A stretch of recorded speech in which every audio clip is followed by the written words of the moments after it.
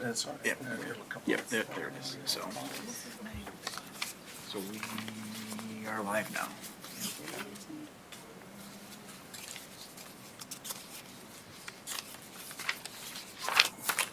Yep, we're good. Hello and welcome to the City of Muskegon Planning Commission for Monday, November 6th, 2023. Before we get started, first order of business is going to be to select a chair for this meeting because our normal chair and vice chair are not here. And so that will be the first order of business. So I'll take a motion to select somebody for the chair. Sure. I motion to appoint Brian Mazade chair for our meeting of Monday, November 6th, 2023. Support. We have a motion and support to select myself as the chair for this meeting only. Any discussion on that motion? All those in favor say aye. Aye. All those opposed, same sign. Motion carried. Okay, we'll move into our regular agenda then.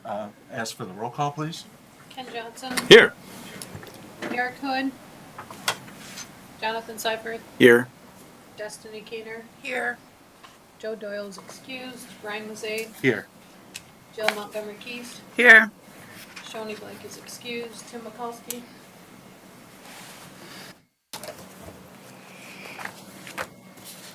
Okay, thank you. So moving on to old business, is there any old business, Mike? This is a one topic meeting. Okay, we'll move into the public hearings, and before we get started, I'd like to tell you about how we'll conduct the meeting. We'll open the discussion on the agenda item, and we'll have staff present the item to us, and then we'll have an opportunity for the petitioner to present their plans to us as well. And then after that, we'll open up for discussion amongst the commissioners with the petitioner. And then after that, we'll open it up for discussion among the public, both in the audience and at home. And then we'll close the public hearing after all of that occurs, and then take action on the issue. So with that, thank you. All right. This is hearing case 2023-30. It's a request for preliminary and final plan unit development approval at 2400 and 2850 Lakeshore Drive by Parkland Acquisition 6 LLC. I'll just give a quick rundown since we heard this last time of just the particulars of the development, and then I will talk a little bit how the plans have changed since our last meeting. Okay. Based on some of the feedback and conditions that were placed on there. So the development in total will have just over 2,300 housing units. These will be split up between single-family townhouses, small condo buildings, and large condo buildings. Some of the houses abutting Muskegon Lake will have the ability to purchase the adjacent property next to them to make them larger lots. The development also includes 42,780 square foot of retail and office space. The development would be accessed by 3 new public streets, and also we have sidewalks that are incorporated in the development that match up with the streets on the south side of Lakeshore Drive. So those are incorporated at every cross street, and the bike path has been moved off of Lakeshore Drive. The proposed marina includes 251 private boat slips and 1,400 linear feet of transient spaces. I would like to add that that has changed slightly from the original plan. Where the transient spaces are located, they plan to have that on the northernmost dock at the marina, and they would have transient slips on the north and south side of that dock. But this plan also proposes that a cruise ship could be docked on the north side of that dock at the developer's discretion. And he can speak on that a little bit more if you have questions on that. Street trees will be provided every 35 to 45 feet throughout the development. Wayfinding signage will be placed throughout the development to direct pedestrians and publicly accessible amenities. The proposed streets are public, and there will be no fences or gates within the development except for the piers 1 through 4. The dog park, the sports courts, playgrounds, pools, and dumpsters, and above ground utility screening. You have the plans in front of you that have the publicly accessible sidewalks in red, and also a list of the public amenities that will be owned and maintained by the developer in perpetuity, and a little bit about how this has changed based on some of the conditions that we placed last time. There were 11 conditions. They did make a note on all of these on the plan. I would like to see the plan amended a little bit to have some of those reflected in there better. So we have a list of 6 conditions still on here, but the ones that have been met, I'd like to go over. Number 6 on the condition from the last meeting was the P7 public park would be relocated per the attached drawing from the interior pond to the Muskegon Lakeshore using either option A or B. That has now been reflected on the plans. They've also reflected a condition number 7, which was the P8 public park would be relocated per the attached drawing from the interior pond to Muskegon Lake using either option A or B. P12 using grant money would be enhanced with the new above water boardwalk and fishing platform in a way similar to the attached drawing, subject to the DNR and Eagle approval, similar to P13 and 14. That was also amended on the plan. There's also a footnote number 11 on the large format plan that would include a potential 1 to 3 level retail stack, which would include coffee shop, sandwich shop, convenience store, ship store, marina office, and rooftop deck in the northeast corner of the boat storage building, similar to the restrooms in the southeast corner. The plans were updated to reflect that as well. The developer is willing to sell the land to the city for an additional park located where the waterfront lots are shown adjacent to Park P9, as long as they are contiguous, providing that the city purchases the land within the next 2 years after the parkland's closure date. The city commission has, at their last meeting, approved an option agreement for this land, and that was approved at the October 24th commission meeting. And they did make notes that a landscape plan would be delivered and approved by the Public Works Director. So we still have a list of 6 conditions on here that you can see in the proposed motion to have those plans amended again. Okay. Is that it? That's it. Any questions for Mike? I do. And this is just in general, not having to do with the property, and maybe Jake can respond to this a little bit. In the discussion, since we voted on this last time, I had a letter sent to my house. I've had a number of phone call conversations, and making me reassess and think about this piece of property and making sure that I'm making the good choice, of the best choice when I vote. And I wanted to talk a little bit about the economic development, and in relation to the house, kind of the chicken or the egg thing. Yeah, we need houses, but do we have enough jobs? Do we have good enough school systems to be able to support all the people that are going to be moving to this particular community and all the housing developments that we have? And I was just kind of hoping that we could have maybe a little bit of discussion about the economic development piece. Maybe if Jake, if you could take a minute, is that all right? Yep. Chairman, we can talk about that. If Jake's okay with that. Sure, happy to. Good afternoon, Chair and Planning Commissioners. So it sounds like the question is really on the potential economic impact of this project were the site plan to be built out as presented. Is that a fair question? Absolutely. Okay. So, no site plan comes before us that we haven't given feedback on from a planning standpoint, a land use standpoint, and an economic impact standpoint. So, as you probably have heard me harp about multiple times, we have done a 5-year housing needs assessment with a national research firm, Bowen National Research, which kind of shocked us a little bit. We knew we had a housing shortage. We knew our rents were inflating at an unsustainable rate. We knew that, people were not finding housing inventory to buy in our city to the degree that we wanted and that they needed. The shocking figure that came out was, we have a total of 14,700 housing units in the entire community. That includes everything: owner-occupied, rental, apartment, houses, you name it. And what we found was over the next 5 years, so from 2023 to 2027, we have a gap of 2,924 housing units all told. And the study does a really good job, I don't have it here with me, of breaking that down based on the difference between rentals needed and owner-occupied needed, and then at price points, as in price point at rent per month or for sale product. So this is obviously a site plan that's going to take far longer than that 5-year projection to build out. It's going to take more than 5 years to infill all of these units.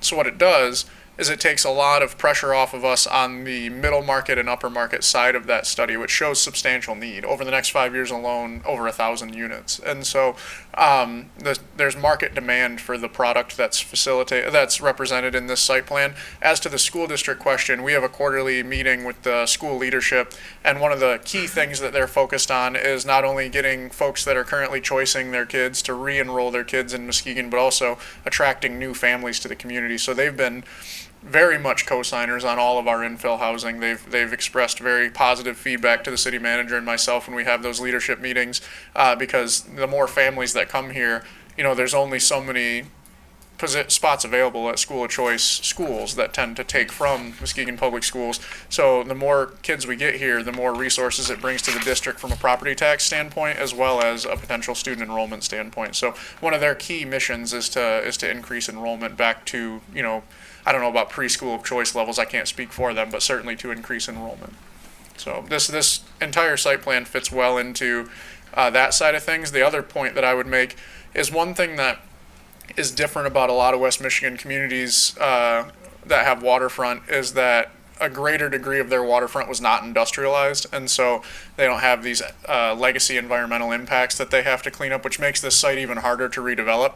But a lot of times what we take a look at is like, okay, what is the taxable value per acre when we're taking a look at like a planned economic development project? And so it's almost always the case, and in this case it's also true, that residential uses have a greater property tax value per acre than industrial or commercial or all these other things. So when people look at like economic impact analysis, density of real property creates taxable value per acre. So, if I can put 100,000 square foot factory in a spot where I can fit 50 houses, those 50 houses are going to pay more in taxes than that factory, is a really simple way to look at it. And so this site and its density provide an opportunity for this site to really provide a higher level of taxable value for public service delivery in all parts of the city. So I hate to put it this way, but it's often having higher valued properties subsidize public service delivery for lower valued properties. And so we all know the demographic data illustrated in the housing needs assessment, but we all knew that before, of the geographic segregation in the community based on income, based on ethnicity. And so the more we can provide density in areas where previously they didn't have it and new taxable value, the more equity we're going to get in tax base per capita to deliver public services, because it doesn't cost any more or less for a police car on the west end of the city than it does on the east end of the city, or a police officer to sit in that car. So Great. it has substantial economic impact, and I think will be a net benefit to the school system, to the community, and the local government itself. Fabulous. Thank you, Jake. Good. City manager, you want to add?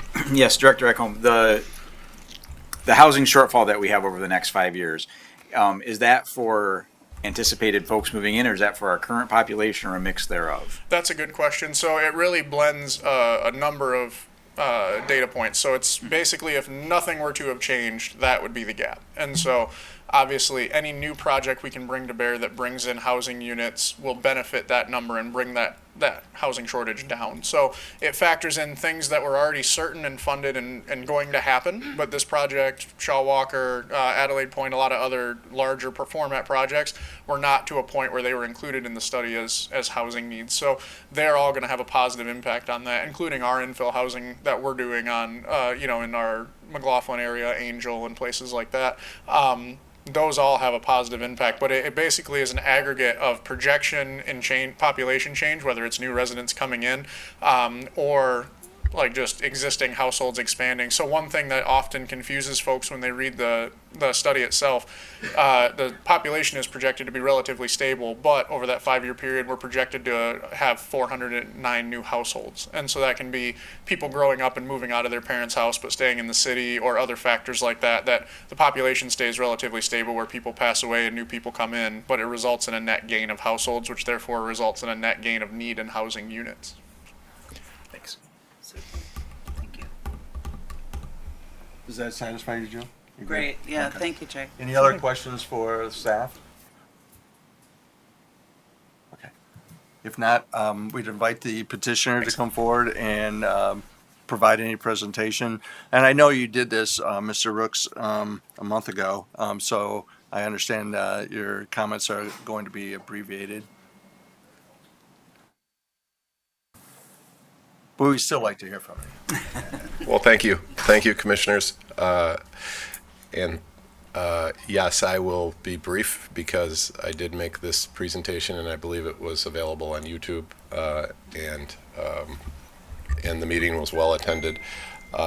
The additional conditions that Mr. Franzak outlined were well explained by Mr. Franzak, so I won't address those either unless you have questions about them. And the only thing that I was going to add, that over the last 2 weeks we've had further public engagement with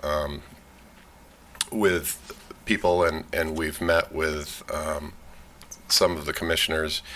And as we've discussed extensively, this is a very complicated project due to 2 reasons. It's massive size combined with the costly environmental cleanup that makes it complex. So complex plus large equals 1 + 1 = 3, I guess.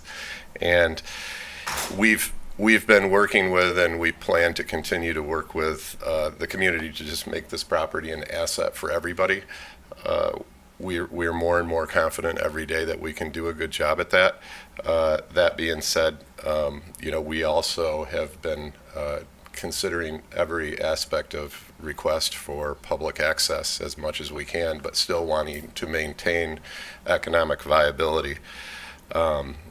We've had our track record over the last 30 years work out successfully so that we could complete all the projects that we've started, because we don't overpromise. And we understand the importance of the public access that's been discussed, and we want to do it wherever we possibly can.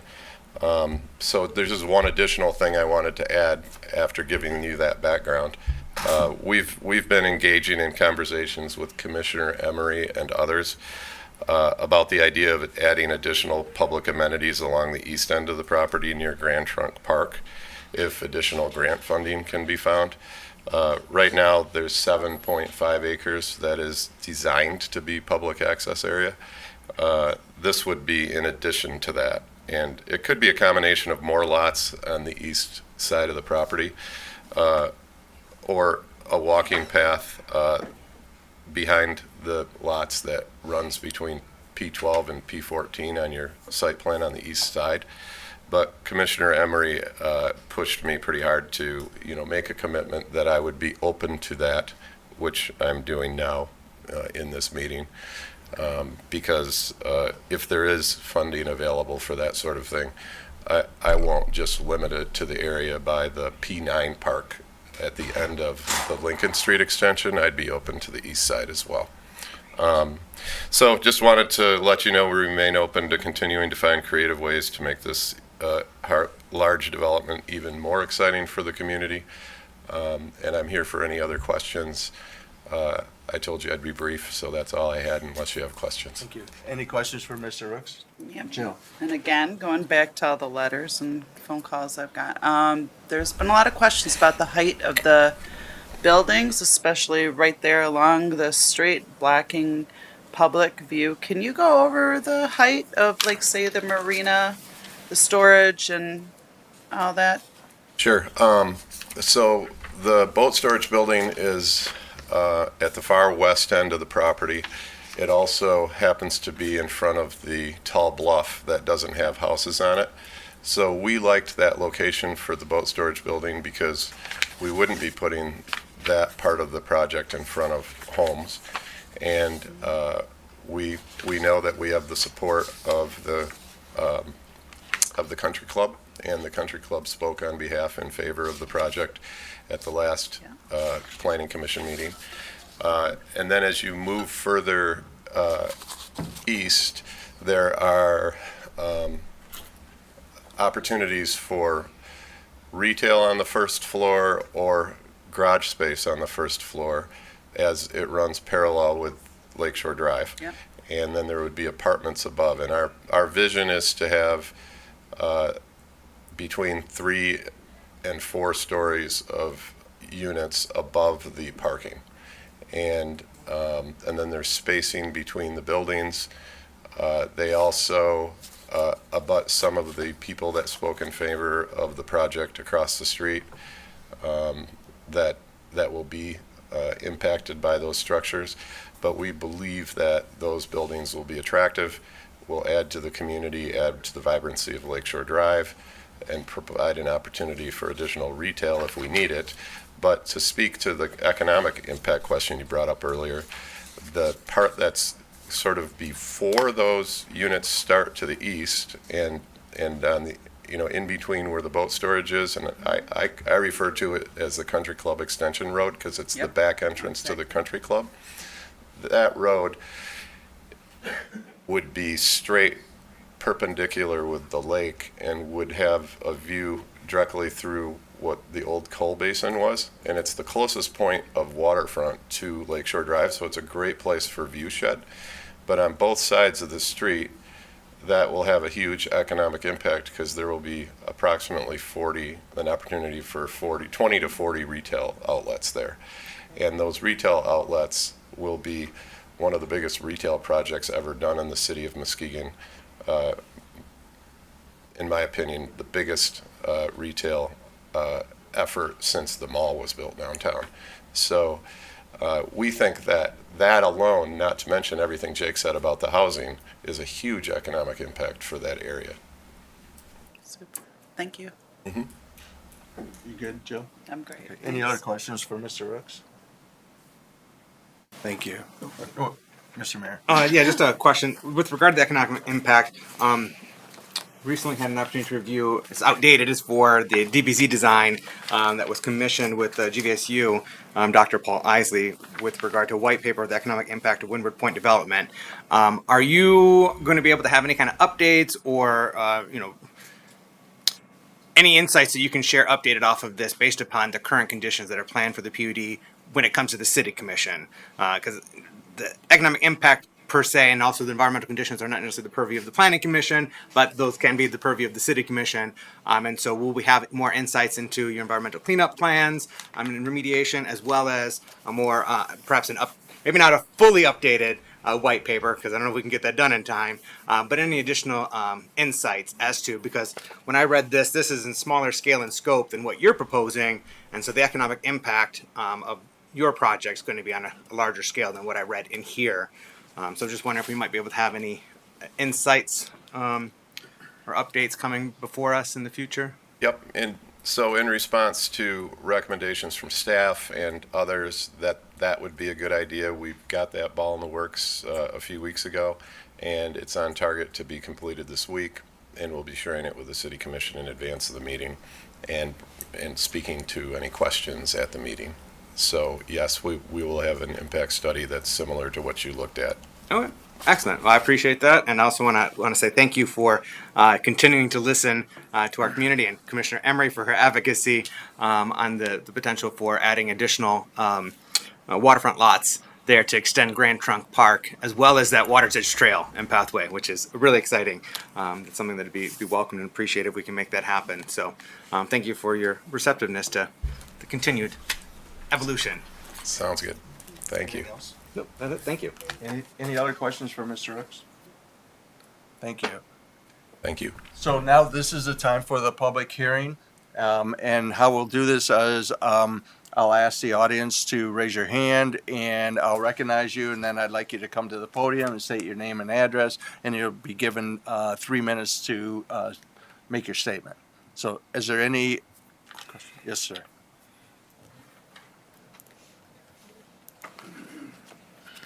Fancy timer. You took your tag.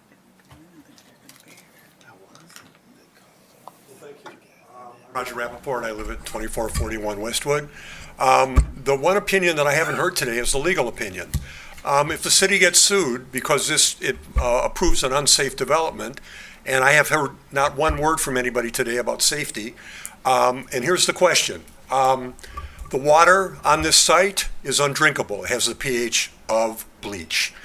The ground is contaminated with carcinogenic PFAS, the forever chemical. The water that's leaking into Muskegon Lake, the contamination going into Muskegon Lake, the environmental consultants for Pure Muskegon are on record in a FOIA release that came out on October the 4th, just a few days before the first approval of the site.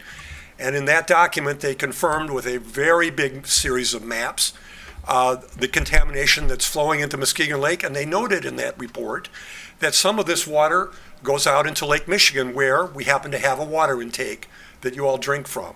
The question is, and the first condition on this, under the city criteria, is the safety. Will this contribute to the safety of the community? Ask SAPI that question. When they left in 2011 and put on the deed restriction to Melching Demolition, flat out, no construction of any residential property at all, and also no environmental testing. Now, to their credit, Pure Muskegon got that lifted through an order of the state attorney general. Thank you for that. And as a result of that, they did something else that was really important. They commenced a cleanup, and they did they hired a very good firm. And what happened was the cleanup, the treatment lake, unfortunately, there were some problems, technical problems, and they had to stop it because Eagle came out and looked at it and decided that there were some technical issues, so they couldn't continue. Now, to their credit, again, they went out and got a first-class company, Fishback, to come in and do a 148-page report, which I assume all of you have read because it directly impacts safety. If you don't, I'd be happy to email it to you. And in this report, they talk about the safety of the site, and they basically specifically recommended a treatment plan. That was in 2021. I think we're in 2023 now. That's 2 years ago, if I'm right about this. So it's a 2-year-old report. I don't recall hearing anything about any of the recommendations of Fishback being implemented. Correct me if I'm wrong on that. So that means that since SAPI walked away from the plant, this is a billion-dollar company that knows what it's doing, and said to the city of Muskegon, do not build here and don't test here, because this site is just like Hooker Chemical. It's just like all the other sites that we have in the county that no one has ever attempted, John, to ever build on. I don't think you've ever built 2,300 units, excuse me if I'm wrong, on a site with this kind of contamination. Thank you. I'm going to need you to wrap up your I'm comments. done. Okay, thank you. That's it. Thank you very much. Any other comments? Mr. Medendorf?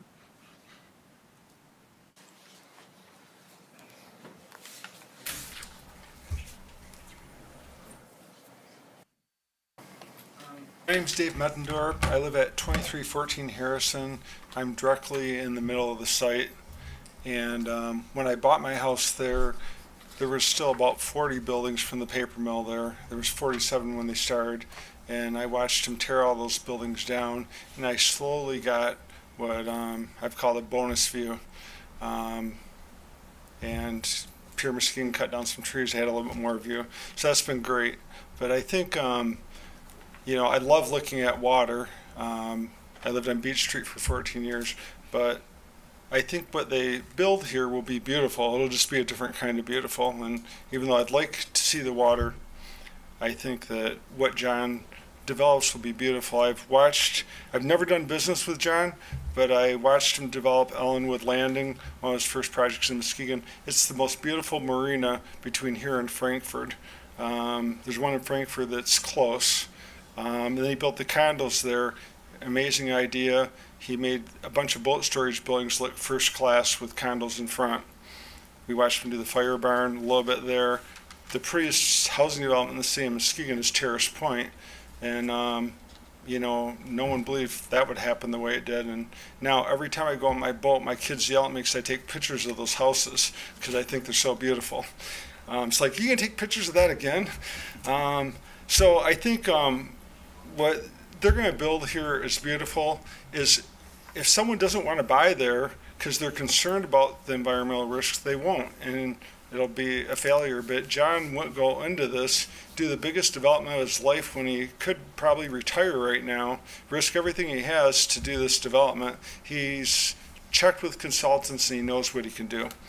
So, yeah, and the Shoreline Inn, is I used to go by there and count the lights. There'd be like 7 lights on in the whole place. Now I go by there and there's like 78 lights that I can see and the other people are sleeping. So I think that we can depend upon, John and his team to do a great development. And, I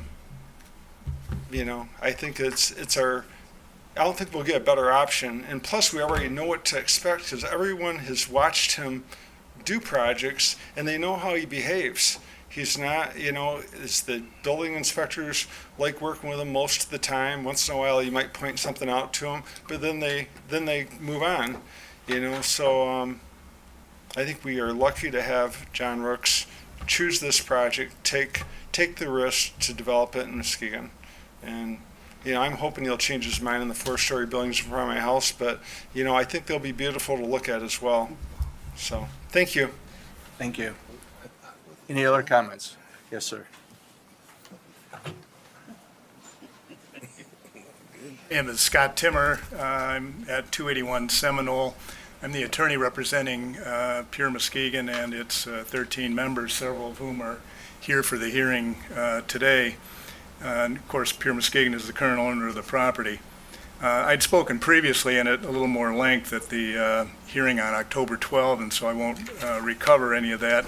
I do note that the Planning Commission voted unanimously in favor of the Parkland PUD at that hearing and found specifically that all the factors for PUD approval had been met. This special hearing was set procedurally because notices went out to some of the people within 300 feet of the affected properties, but not to some others. And so this is really an opportunity for those people who got the additional notice, the property owners, to have a chance to comment, and so far none of them have. I happen to be one of those property owners. I own a residence at 2387 Lakeshore, and I got that supplemental notice. So I'm here to comment both as Pure Muskegon's attorney and as one of the affected property owners. Again, we haven't heard any comments from any of the people who got the additional notice that they have any problem with this. The Pure Muskegon members bought the Sappy property from Melching in order to prevent it from becoming either a scrapyard or an industrial vacant wasteland as it has been for the last 14 years.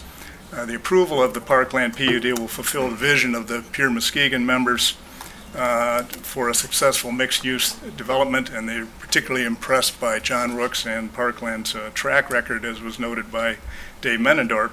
So really, there's a stark choice here between a wonderful transformational development, the largest in the city and perhaps the county history, or have the risk that the property could continue to remain a vacant industrial site, as it has been for the last 14 years. As to environmental, Parkland had submitted reports from 3 environmental firms, including Fishbeck, Bar Engineering, and its own firm, ERG, that all state that the property can be safely developed, and that the environmental concerns at the property can be properly addressed.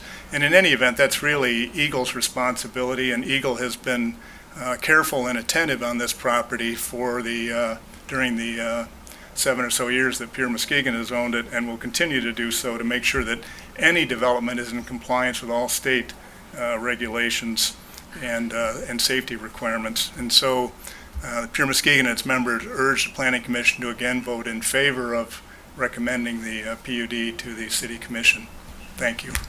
Thank you. Any other comments? Yes, sir. My name is Tom Prezak, and I live at 3406 Fulton Street, down by the channel. So I'm a born Muskegonite. Left her at 17 when Camwine Cannon and West Strand, West Michigan Steel, and Sappy and all of those people were still going at it.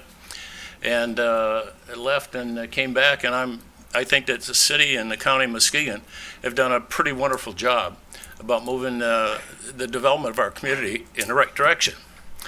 I think that one of the things that there are only two issues that I want to say. One had to do with a safety issue.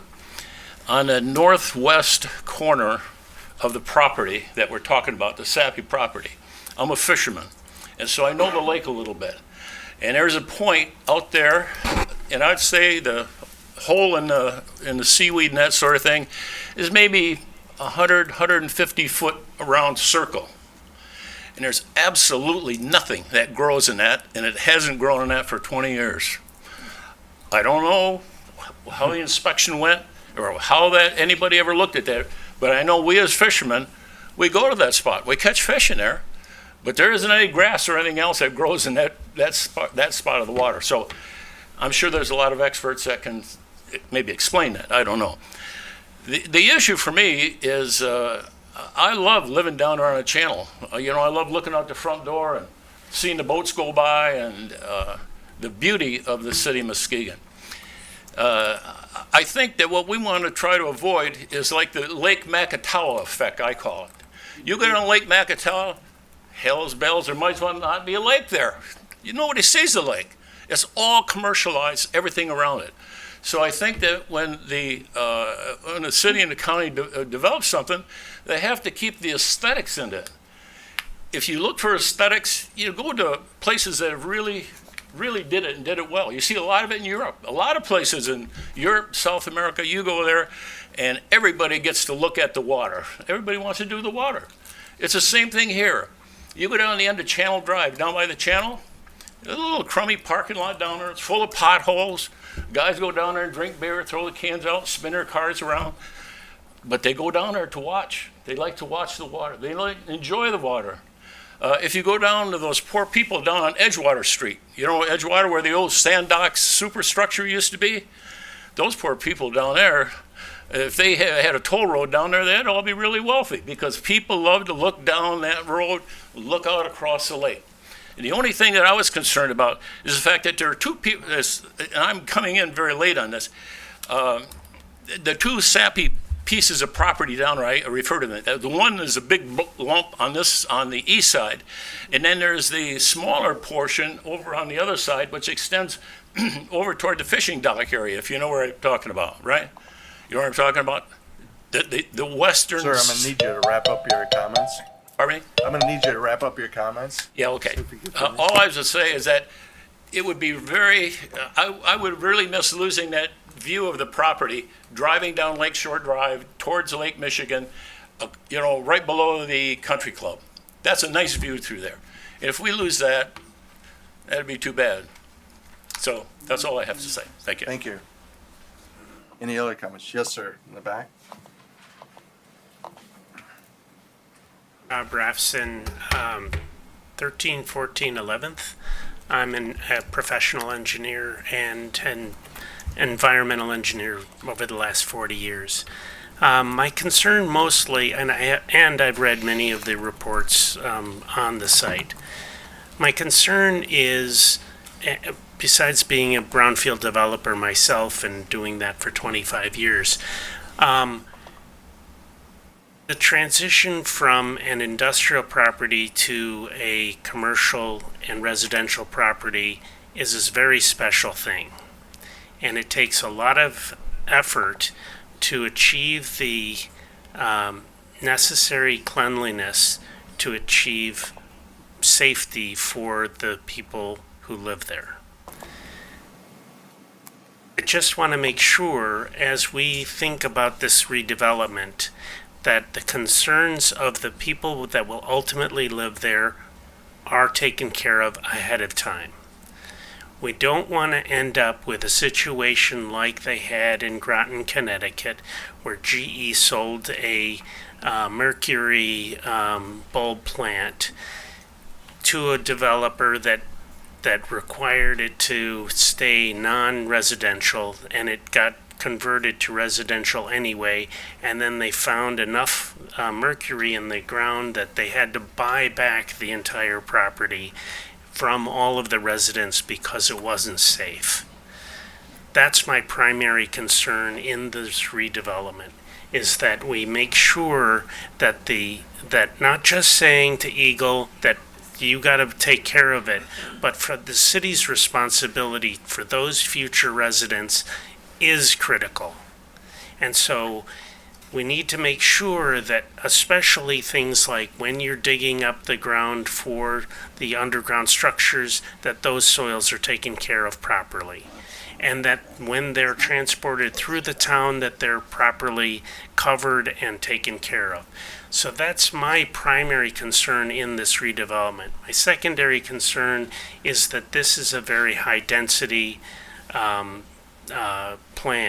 And as such, you're going to end up with a lot of people in limited roadways and limited support. I think the city needs some of these residents. I don't know whether we need this many, especially with all of the other developments that are happening. So those are my two concerns. Thank you. Any other comments?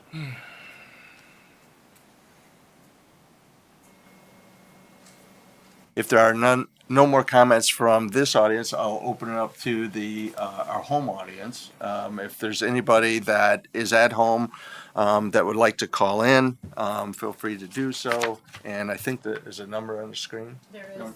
Number is on the screen, so if you call in, we'll accept your comments. Please state your name and address for the record, and I will limit the comments to 3 minutes. Okay. Number scrolling right now. We'll wait a minute or so. We want to make sure that if there are We had anybody two that last wants to time. call. When was Brian? That's right.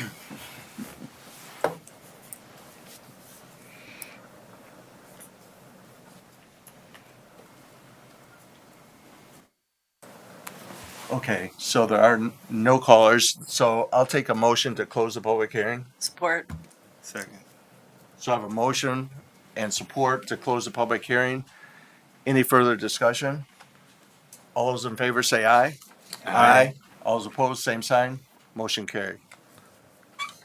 Okay, so now is the time for well, I guess I need to ask Mr. Schreier, at what point do you want to ask the question after there's a motion on the floor?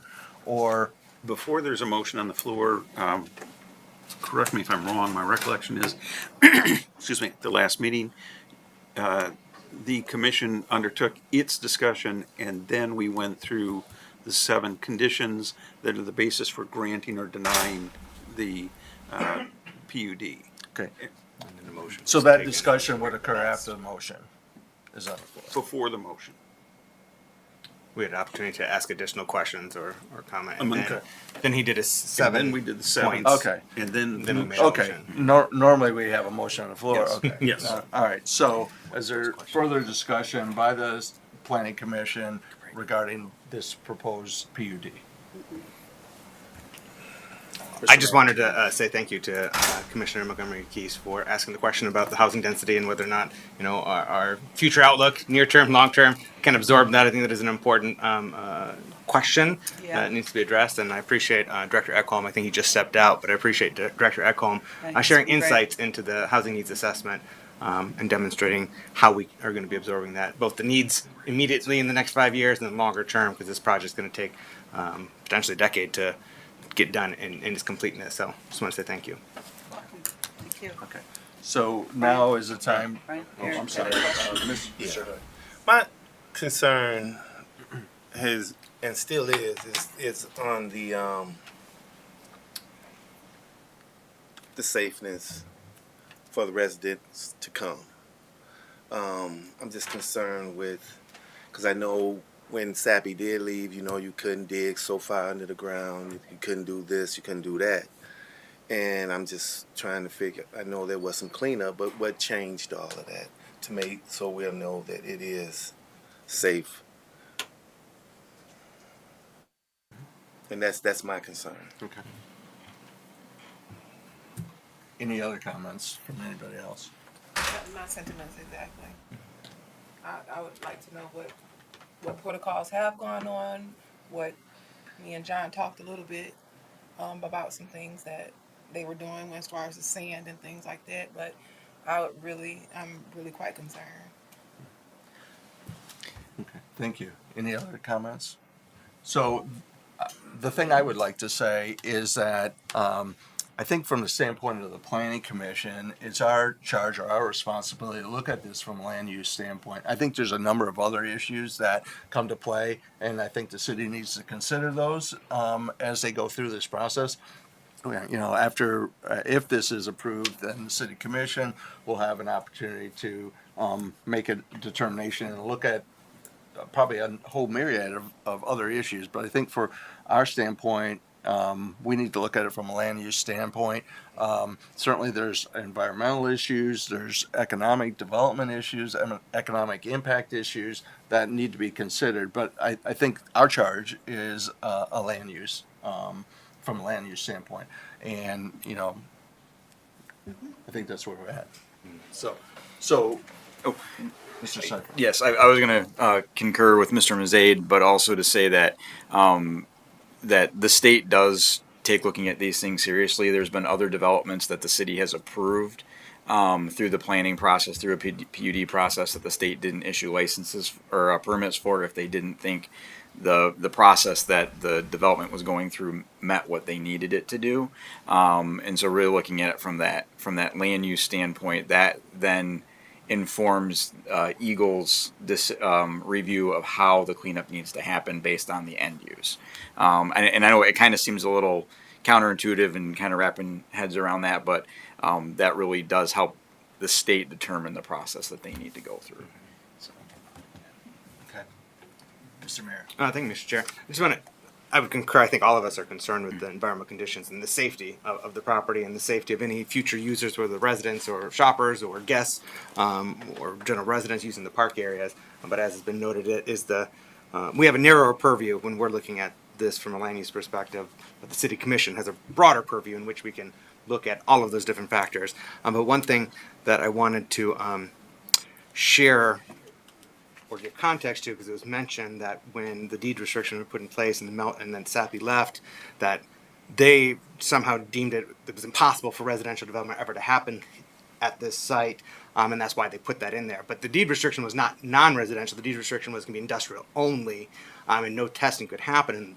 And my understanding of why they did that was so that they would not have liability fall back on them, because if it continued to be industrial forever and no testing could ever happen, they could not be held liable in the future. And so that's why they put those deed restrictions on, which fortunately we've been able to get lifted.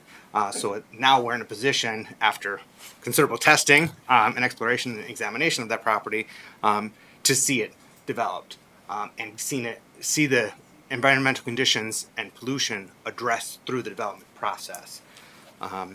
And so I just wanted to share that. Oh, and I meant to share also when I was recognizing that the housing density question, Commissioner Marquise and fellow commissioners, something that I remember stuck out to me with the housing needs assessment is that we have 20, because you talked about jobs earlier connected to the housing, we have 20,000 people who work in the city of Muskegon that do not live in the city of Muskegon. And over a tenth of them in the housing needs assessment indicated that if there were higher quality or some housing that attracted them, they would be interested in moving into the city of Muskegon.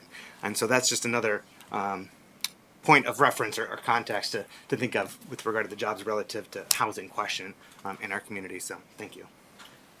Any other comments from the planning commission? If not, we'll move forward. Mr. Schreier, you want to? Sure.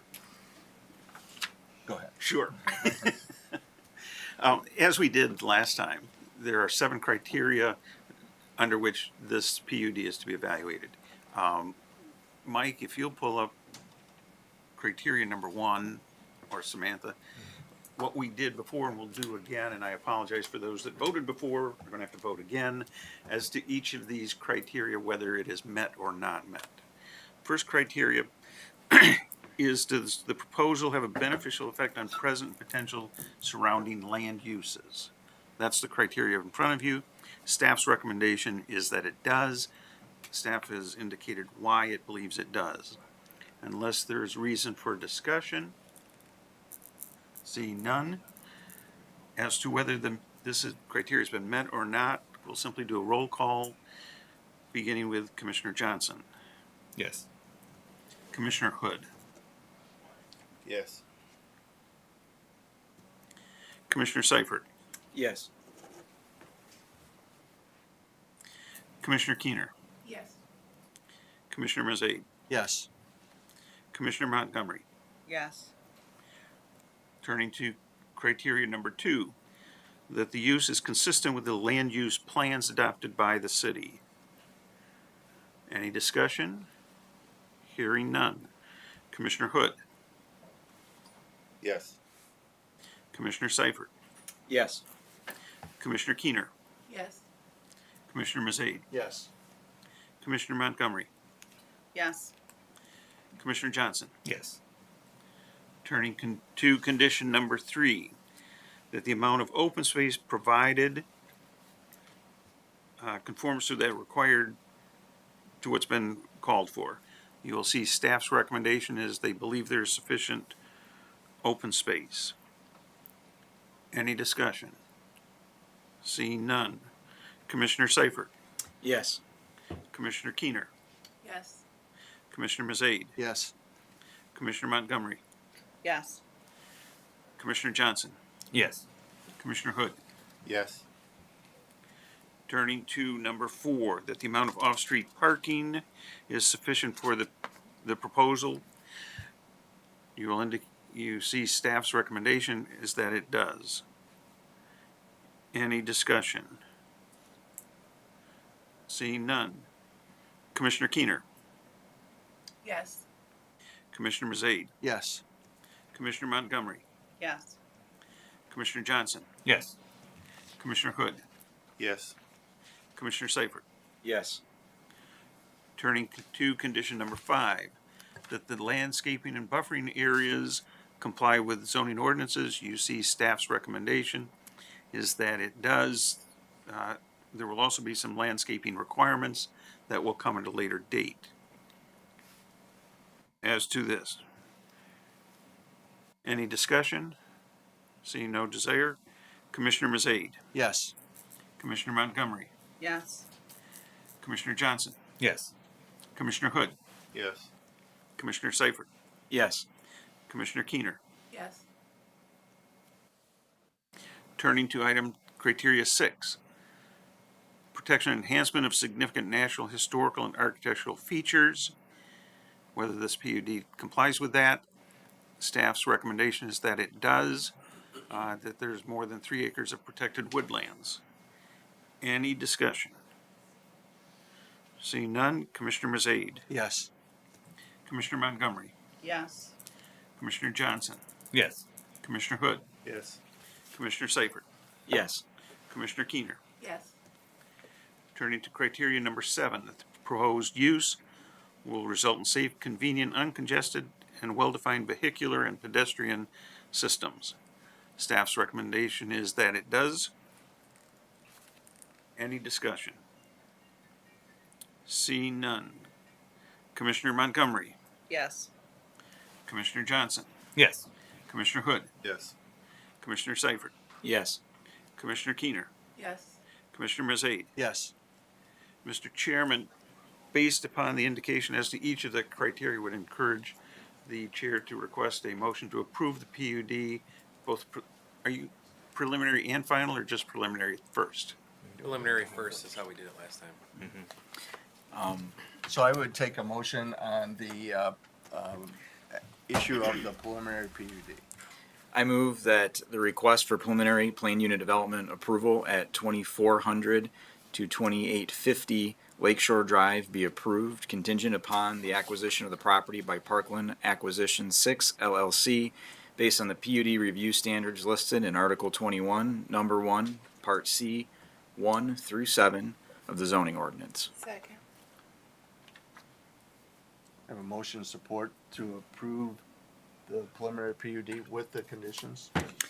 Final. That's under the final. Okay. Yeah. I'm sorry. Yep. Okay. So I have a motion and support to approve the preliminary PUD. Any further discussion? Roll call, please. Jonathan Seifert, Yes. Ken Johnson, Yes. Brian Mazay, Yes. Eric Hood, Yes. Destiny Keener, Yes. Jill Montgomery Keast. Yes. Motion passes. Motion passes. So now I'll entertain a motion on the final PUD for this development. You want to Mr. Mayor. I move that the request for final plan unit development approval at 2400 to 2850 Lakeshore Drive be recommended to the City Commission for approval contingent upon the acquisition of the property by Parkland Acquisition 6 LLC based on the PUD review standards listed in Article 21, Number 1, Part C, 1 through 7 of the zoning ordinance with the following conditions. 1, a traffic study be conducted, reviewed, and published by the Public Works Director. 2, a stormwater permit is granted from the Engineering Department. 3, a utility plan is approved by the Public Works Director. 4, all applicable permits from various state departments are obtained. 5, a revised plan showing fire access to the marina slips is approved by the Fire Marshal. And 6, a landscape management plan will be submitted and approved by DPW Director inclusive of the natural, I think we were supposed to say native. Natural we- vegetation buffer should be all right. Yeah, we were talking about including native plants though, so We might- just be mindful of native plants in your landscape management plan. Native plants. We also might Natural wanna, vegetation buffer. we might want to refer to that as a zone instead of a buffer. Good idea. A natural vegetation zone. Okay. Inclusive of native plants as much as possible. Support. And then on that, So- oh, Well, wait a minute. A little So we have a purpose. motion of support Yeah. for the, to approve the final PUD for the Parkland development. Yeah. Discussion. and I just wanted to say, that when we're talking about that zone, that buffer zone, did we decide that it was gonna be at least 30 feet? Is that what we said? We didn't specify that in the last time. If it was going to be a certain amount. I don't did We we? did. So We the did. red line in your notes indicate a landscape management plan for a native vegetation planting zone around the waterfront homes, paths, and patios within 30 feet of the ordinary high water mark shall be submitted by the developer and approved by the Public Works Director. So that's included. Amen. Okay. Sounds great. Thank you. Anything else? Any other discussion? See none? Roll call, please. Jonathan Seifert, Yes. Ken Johnson, Yes. Brian Mazay, Yes. Eric Hood, Yes. Destiny Keener, Yes. Jill Montgomery Keast. Yes. Passes. Motion passes. Is there any other items to come before the commission? No, not today, but we will have our regular meeting on the 16th. Man. Three And maybe agenda tell items. Commissioner Jill Keys happy 60th birthday. Happy birthday! Thank you, everybody. All right. So is there any other business to come before the planning commission? Any other? There was a question at the end of the last planning commission meeting that Chair Mahalski raised. Will that be? I know you wanted to speak to legal counsel on that question. So is that something that's going to be coming to the next planning commission for an update on that question from Chair We can Mahalski? talk about it tomorrow. You'll talk about it okay. tomorrow. Yep. We may have an update I mean, at the next this is- planning commission meeting. Okay. This is a special meeting, so we really should hold to what was noticed in the notice. Okay. Seeing none, we're adjourned. Thank you. All right. Thank you for your indulgence. Yeah. Thanks for putting Good up job. with it. Thanks for Good putting job, up with Brian. it.